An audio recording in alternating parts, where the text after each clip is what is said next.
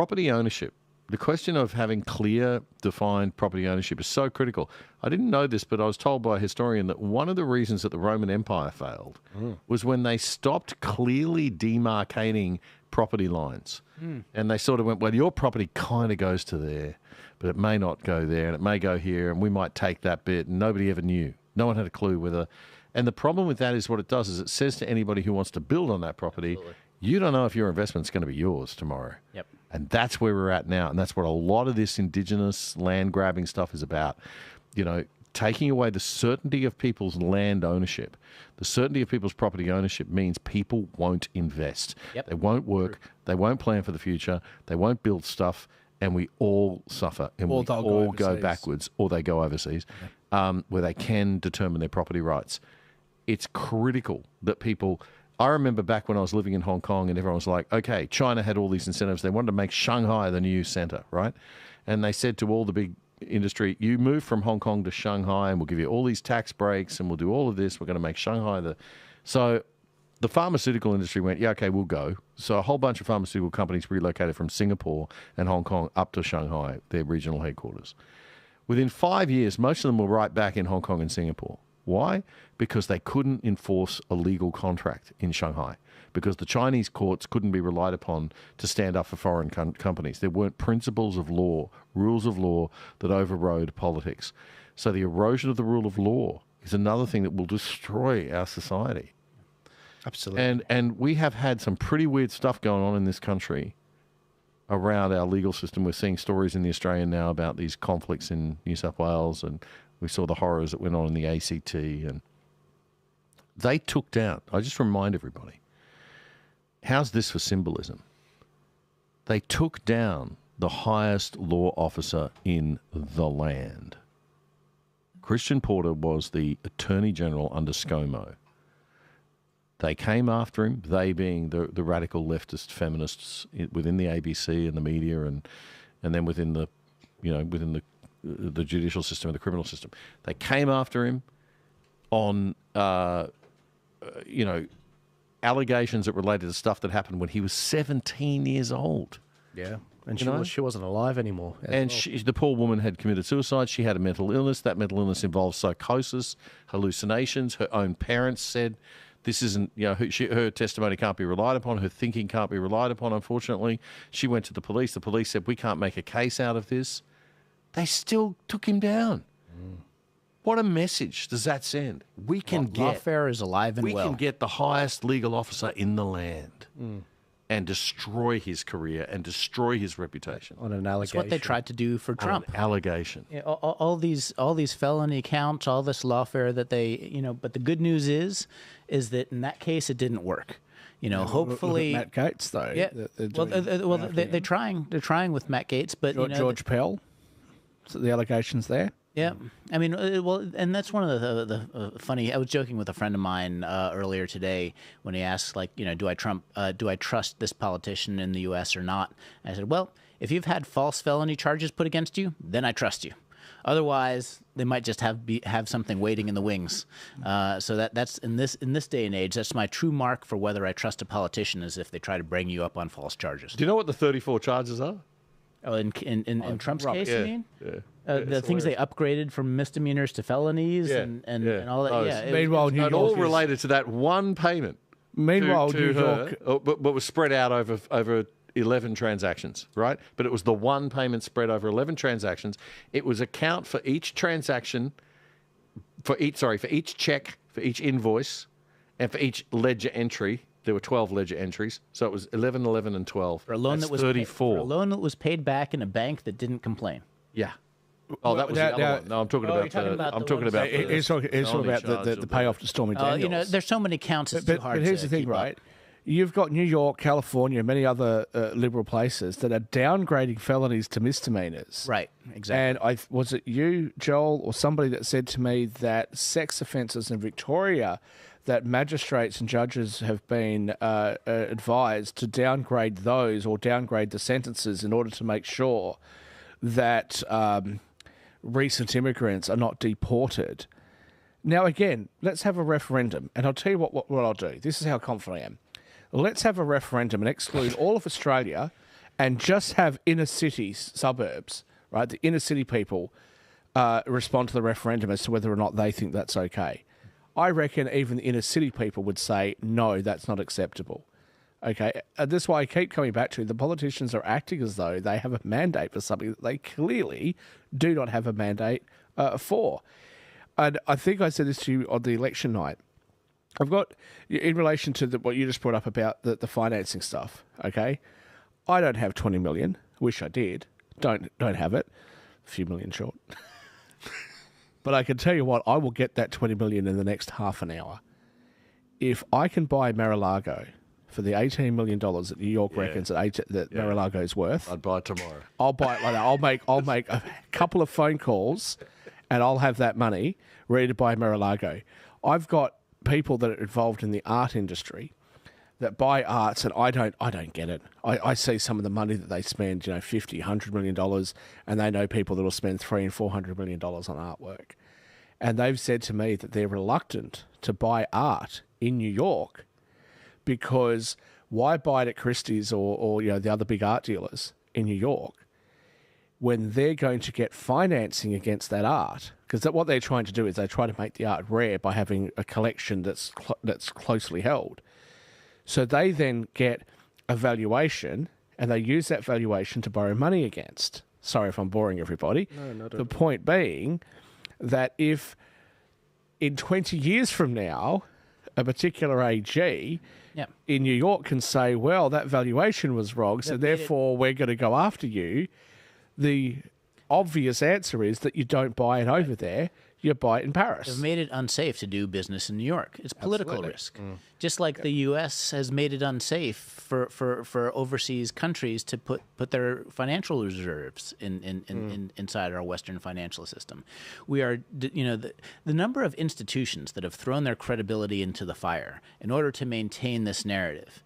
Everything from the FBI holding the Hunter Biden laptop aside, and then also the 40 intelligence officials that said the Hunter Biden laptop was Russian disinformation, MSNBC, CNN, the polling that's been wrong year after year. The number of institutions that now have a fraction of the credibility that they did 10 years ago is amazing. And we really need to come around as a society, as countries, and reclaim the values and the integrity that we've lost. And we are in the wilderness for now. Absolutely true. But this will come along. This will swing back. Hunter Biden could have ended up being an ambassador or a secretary of state or something high up in the government if he had have come out and the media had have come out and he said, yeah, listen, I was partying with business leaders and politicians all over the world and I developed a drug problem and I went off my nut. And you know what? I regret that, and I'm really sorry that a lot of people feel like I let them down. I'm not on drugs anymore, but I've got a wealth of international experience. Americans would go, you know what, mate? Yeah, cool. Who doesn't have a wealth of international experience in gas? But you know what? But you know what? There'd be enough people that would actually say, yeah, cool, I'll elect you. It's like Australia, right? Let's go back to Monica Lewinsky. Let's be honest about this. Let's go back to Monica Lewinsky. Is there anybody in Australia that didn't look at Bill Clinton and go, yeah, you should have done that, but yeah, good on you, bro, right? We had John Howard as our Prime Minister. Could you imagine if John Howard was getting... I won't repeat. Right, so now that we're already off the rails here, can I say that because we are way off the rails, Hunter Biden's actually my favorite whistleblower. You look at the Boeing whistleblowers, right? Suicide from 2 shots in the back of the head. You look at other whistleblowers; they get IRS audits and all that kind of thing. Hunter Biden is the best whistleblower and is having a great time doing it. He blows the whistle on. He leaves a laptop full of high crimes and misdemeanors for everyone to see, and then still has a bag of cocaine in the White House allegedly that somehow they can't find the camera footage or whatever else. He whistleblows better than anyone else. Talk about daddy issues. And he does not get the Boeing whistleblower treatment. I love you, Paul. So Paul, what you're reinforcing that is my previous point, that if you want to get ahead in business, Forget about Liberals, forget about centre-right parties, forget about all of that. Join the left because that's where you get the preferential treatment. That's right. Yeah, that's exactly right. Guys, we do need to start wrapping this up. I want to take a round of questions. So if you're on Rumble, please send them through. I've seen your comments coming through. They've mostly been compliments of the panel members, which is really good. Really? Yeah, one guy said Damo is spot on. Damo needs to drink less scotch. Yeah, no, you're doing great. Yeah, I mean, you've got a few admirers, and some people think Paul's excellent as well. I've got a few admirers. How many haters do I have now? None. I've been on long enough for people to go, that guy's a clown. You've only he got wants one. to go to the World Economic Forum. We've had enough of him now. There was one guy that said that. Actually, I'm not lover, you. literally. He said he's literally WEF. They called you a WEF. He just wants to go skiing. And the worst thing is, I was on my last trip to Switzerland. There's. I listened to him. No, I know. My last trip to Switzerland. No, because that's where my business is, right? Sorry, mate. Switzerland, I'm Liechtenstein. only teasing. So I'm near the border of Switzerland, Liechtenstein. I went to the DFO. And we're driving along, and there's a sign there for going to Davos. And I'm just sitting there in the car going, oh no. For all the things that I've said about them. And can we be honest here? That Klaus Schwab, he just looks creepy. Oh, mate, it's It's classic Bond villain. It is totally. It's like you were doing I a actually have a casting call, theory. it's perfect. Yeah, I have a theory that it's the Matrix. Someone's actually Yeah, up there in my weirder moments. right. Taking the It's piss, like there's right? someone's taking the piss. Yeah. It's like let's call it the Great Reset when everybody's paranoid about it. So what you've got to do, just for entertainment value, is actually look him up, and look up his incredible credentials, right? Because he's been given honorary degrees from like 100 different, like essentially Ivy League universities around the world. He's just got degree after degree after degree. And you look at this and you're like, So it's kind of like the Borat general, the Borat guy who has all the medals of honor from all these things. It's the Great Gatsby. I mean, the Great Gatsby basically, is a story about a guy who, had parties. Yeah. And all Klaus Schwab did was start the biggest party in the world and invite it. And as soon as it catches on... And it did catch on. Did you ever see this book? Yeah. Reset Australia, Restoring Australia After the Pandemic. Astonishing. It's 1,500 of the world's biggest corporates and leaders and 1,500 of the world's biggest government leaders. If that's the party, you want to be invited, right? Yeah. And all Klaus Schwab was a bloke who started the party. Maybe I made a mistake by turning them down. Now my WEF responder here, calling me a WEFie, is gonna lose his mind. He's probably onto the it'll be connected to the what's the secret societies and all of that are apparently behind it. But I'll say this because I don't know enough. I don't know the entire history. What I have seen is a lot of organisations that start up originally with actually quite a reasonable kind of, mandate or a reasonable thing that they're trying to promote, and they get taken over. And that was the point that I was trying to make before. Climate change is a really good example of this. If you go to some of the climate change stuff, which I attend quite frequently, and I you have a private plane when you go? I don't. I'm one of the very few people that fly commercially. Very few. I was actually offered to be on a private jet. Sure you were. And I was going to join it. There was two reasons why I didn't take the private jet. One was because you can't travel in and out of the United States on the visa waiver program if you're on a private jet, a non-commercial airline. You need to apply for a visa, and it just would have taken too long. The second reason was because the flight that I was going to take had other people on it, and because of a slight delay, they were going to send me a Gulfstream to take me and me alone.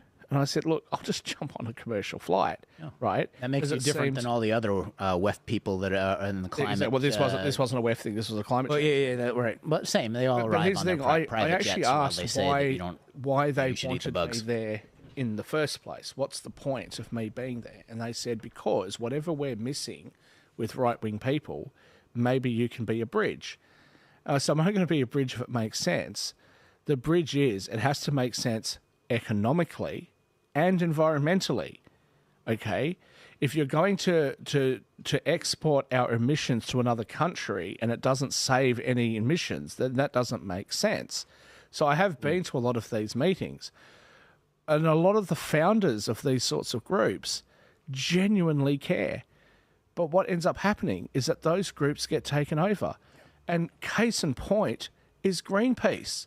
You've got the founder of a Greenpeace who's not only left the organisation that he founded, he's actively out there telling people that Greenpeace has become this political joke of an organisation that no longer has anything to do with what they started with. And I want to look at the camera. Sue me. I'm looking forward to it. The Sierra Club in California. What are you doing?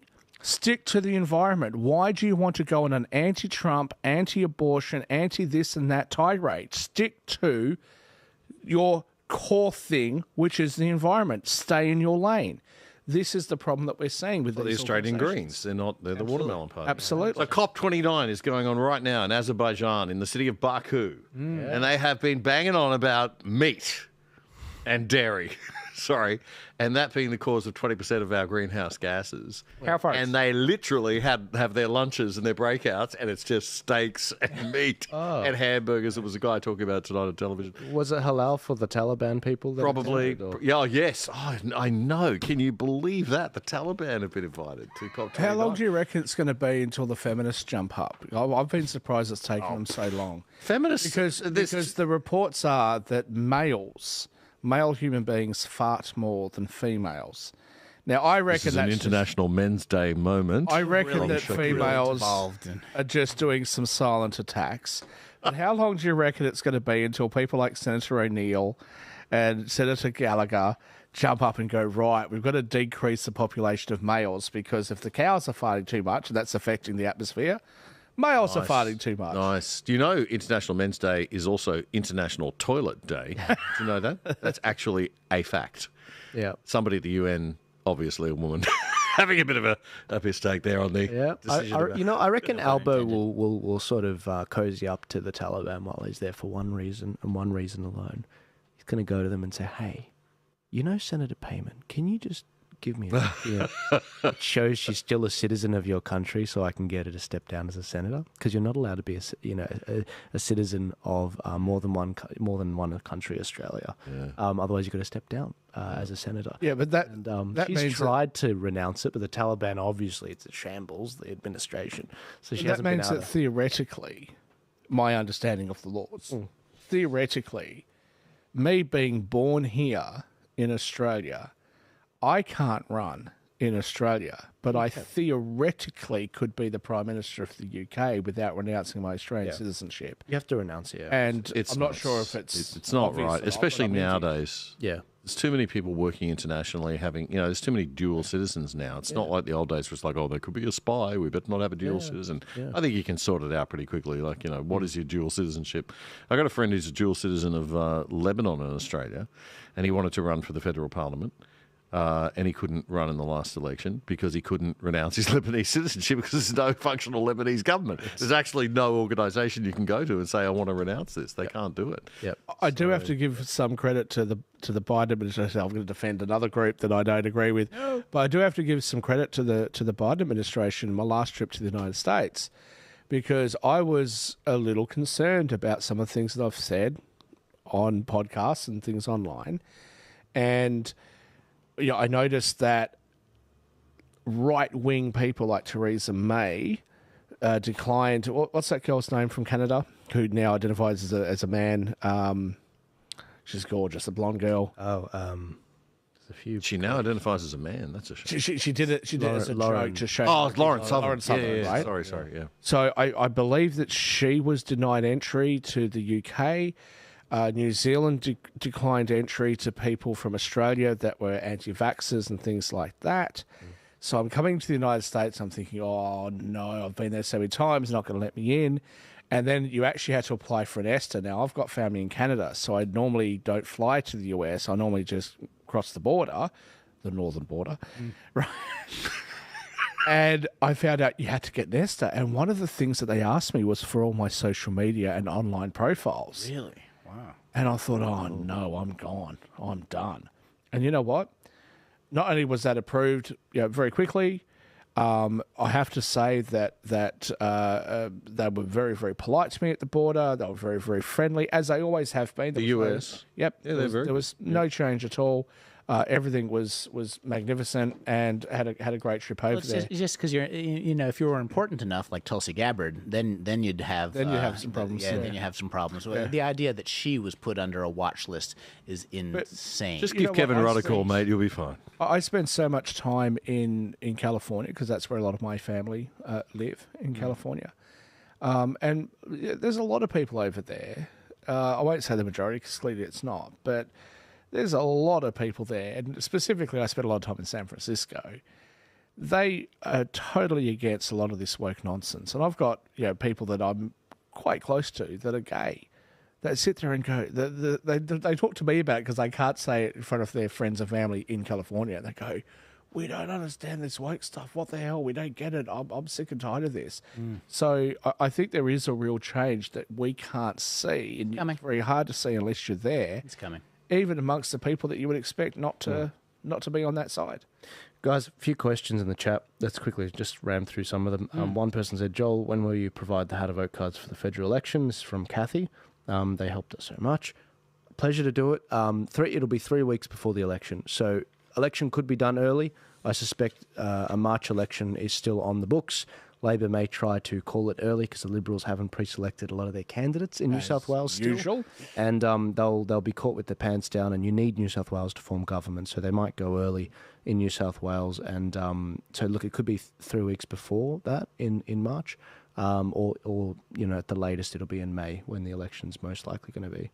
We've got a lot of compliments, people saying, great panel, enjoy got a lot of value out of the conversation. That's really good. One person said, no one uses their names, and I understand why, but it's just weird reading out One Big Camel. This is the name of the person. Such a good conversation, so much information and intelligent opinions. Thanks, guys. Smiley face. One person said, this is Dane86. I'd love to hear your thoughts about RFK, specifically on how he's going to tackle Big Pharma and these mass corporations causing a wide spectrum of health problems, particularly in kids. Look, I'd love to go into it. We don't have a lot of time, but look, if you listen to what he said on this specific topic, he wants to go after everything. I mean, he wants to fire pretty much thousands of these employees in these different departments, and I'm here for it. I love all the memes online about him going after fat people, and also the photos of him having that Macca's burger. That was really... He's got to get past the Senate, though. The Senate is still kind of run by the deep state, and hopefully, as long as he gets confirmed, I think he can make a huge difference. But the Senate just doesn't have the populist revolution that the executive branch is. And his first port is to ban all the foods that Donald Trump likes. I think. Right. The first thing. I just want to, if I could very quickly say something about this. Look, I'm overweight. Clearly, I'm not sure if that shows on the camera or not. I'm overweight. I weigh 115 kilos now. Is that it? Well, I was down to 102. I put a bit back on. I'm 6'1". I weigh 105, and it's not muscle. I need to lose weight. Yeah. I've got a few choices. I can use medications or I can cut sugar. Last time I cut sugar, I lost 25 kilos in about 7 weeks. Oh, right. Right. By cutting sugar, doing low carb and keto. Right. There is no medication for that. So the pharmaceutical companies, and look, why I'm overweight? It's not because of environment. It's because of my own bad decisions. Because I drink too much, I eat too much, and I've been a lunatic throughout my life, and it's my responsibility. But there are a lot of things that have hidden harms, like seed oils, vegetable oils. These things are terrible for you, and a lot of these things that have harms have been covered up. The high fructose corn syrup. Yeah, high fructose corn, absolutely. And so it's not that RFK is going to ban foods, but actually create investigations and studies that will actually tell us just how badly we have been misled. Like the food pyramid. The only thing that's true about the food pyramid is that you become the shape that they're advertising. That is the only thing that is actually true about what they need to do, though, as well as dealing with food and actually telling people what's in their food, is can we stop bullshitting each other, right? If I show you guys photos of me when I was, 20 and I was a bit more built and, 40 kilos lighter, without blowing my own trumpet, I was a reasonably good-looking person. Now, I don't think I'm ugly today, But the reality is that I'm not as good looking as I otherwise would be because I'm overweight. And why I'm overweight? Because I made a bit of money and I bought a pub when I was 22 and I drank sugary drinks and cocktails and had a life which was totally out of control. And I bloody enjoyed it. That's why I'm fat. This is the result of the fun that I had in my irresponsibility when I was in my 20s. So don't sit there and tell me, oh, the fat acceptance movement's absolutely not. So I think that what RFK is going to do is going to be fantastic. Yeah. I appreciate the personal responsibility story, and that's beautiful. But the number of things that they have covered up, you know, for the DNA contamination in the shots, for instance, you know, this is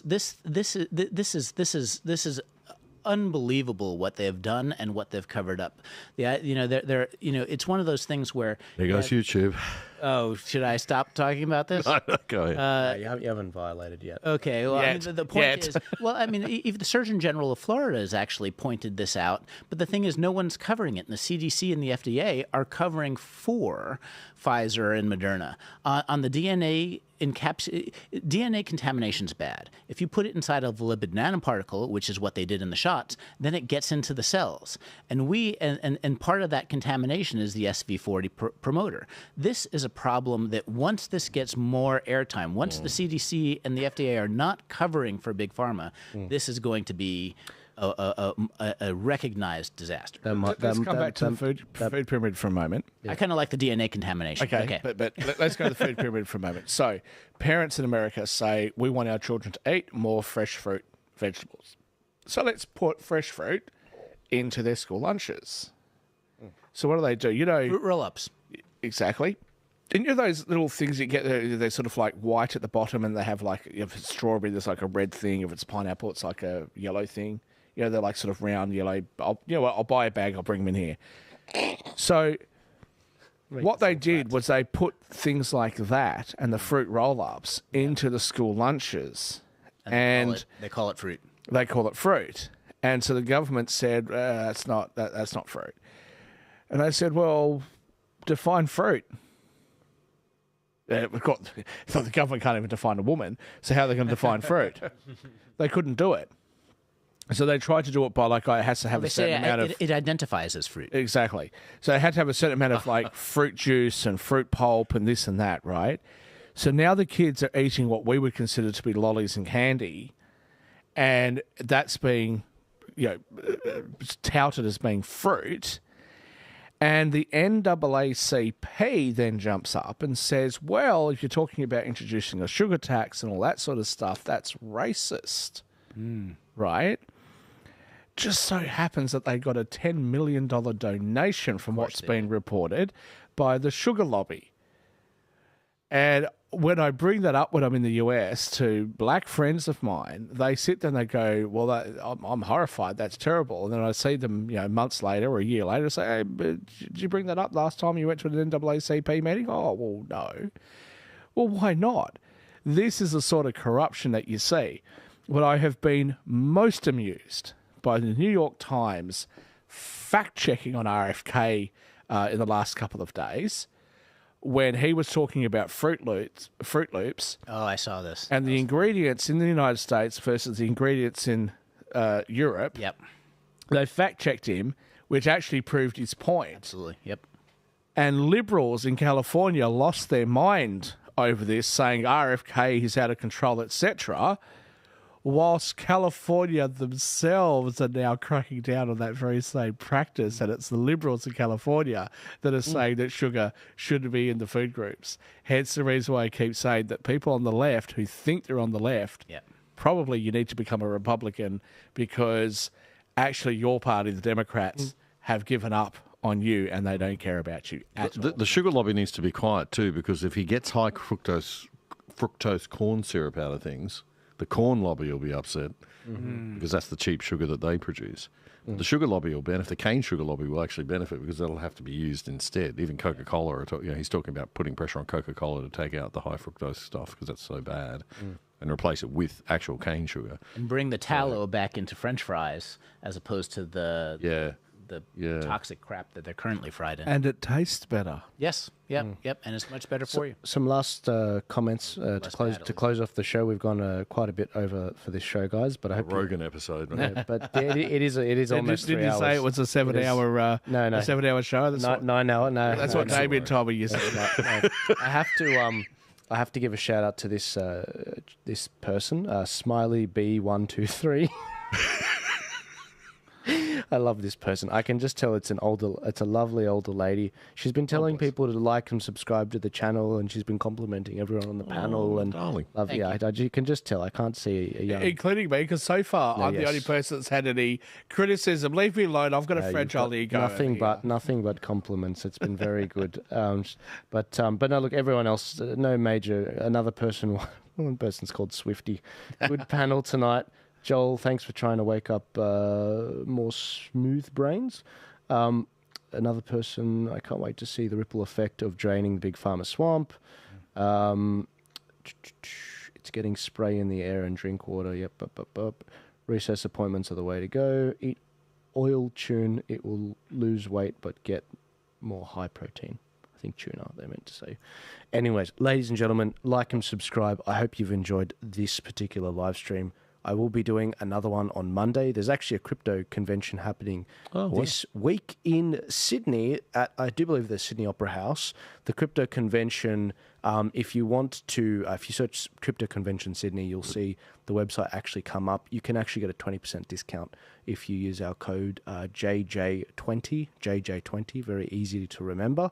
But I don't know how people are going to get there, because apparently the unions are striking and the trains will be down from Thursday till Sunday, which is nuts. But on Monday, I will be having a company... Fly our private jets in. It should private. But no, on Monday... A meat fest. A meat fest. On Monday, I'll be having a podcast with Stormrake, they manage portfolio funds for people that want to put money into crypto, but they don't want to be the ones investing it. These guys invest it for you. They do really good work, and they're actually going to become a sponsor for the show, which is really good for us. And so maybe I've got to introduce them to yourself, Damien, as well as maybe another gold company. But no, look, I'm doing these things so that you guys can get your money sorted. You know, the market's looking really, really good with crypto right now, and whether it's good or bad, there's different advice. These guys can help you meander through a very difficult topic, crypto. But I really appreciate this. This is probably going to be one of the last shows for the year, but I do have Rami. He's going overseas after Monday, so Monday will probably be the last one Rami does for the year. I'm looking forward to doing many more conversations in the weeks to come, in the months and years to come. But I want to thank everyone for listening. If you've enjoyed Damien, if you've enjoyed Paul, if you want to get more of them, I've put the links to their Twitter for Damien and Facebook for Paul in the description, so you can actually go and follow them more. Shakeel, we are going to get his... Look me up. Leave me alone. No, don't look Shakeel up. I'm going to try and hook him up with some socials next year. But I will see you guys later. Did you guys want to say anything before I close off the show? No, just see you Friday night, othersidetv.com.au, othersidetv.com.au, and Sky News Media Show on Friday I'll be on as well. Thank you very much. The narrative is breaking. There will be good times ahead. Absolutely. My second show on here was with Stephen Pettis, who lives up in Queensland. I think he'd be a great addition to your podcast, so I'll try and hook his place up. But to the people, look, I would just say I do think that we should really get out there, set up some organisations to try to counter organisations like the WEF, like I've said before. And second, and I don't care how much government hates me, can you stop trusting government? They're not on your side. Okay, take your finances, take your life, take your education, your children's future into your own hands, and stop trusting government and stop trusting big corporations, because I promise you they're not on your side. I've been all over the world. I've been involved in chambers of commerce. I've met with politicians, and they're nice people behind closed doors, but they're not on your side. Yeah, absolutely. Awesome. Thank you very much, guys. God bless you. If you want to support the show, click the link in my bio, click the link in my description. click donate on PayPal, become a regular supporter. And if you want to buy one of those maps, the electoral maps, I call them the MAGA referendum map for Australia, email me at joel@thearcpodcast.com. I've actually had 2 people email me while I've been sitting here. Those maps are the future. They will show you exactly where it's worth you spending your time in elections. Other than that, I'll see you guys later. God bless you. I enjoy this. I enjoy chatting with you guys, and thank you for the comments and the questions. See you later.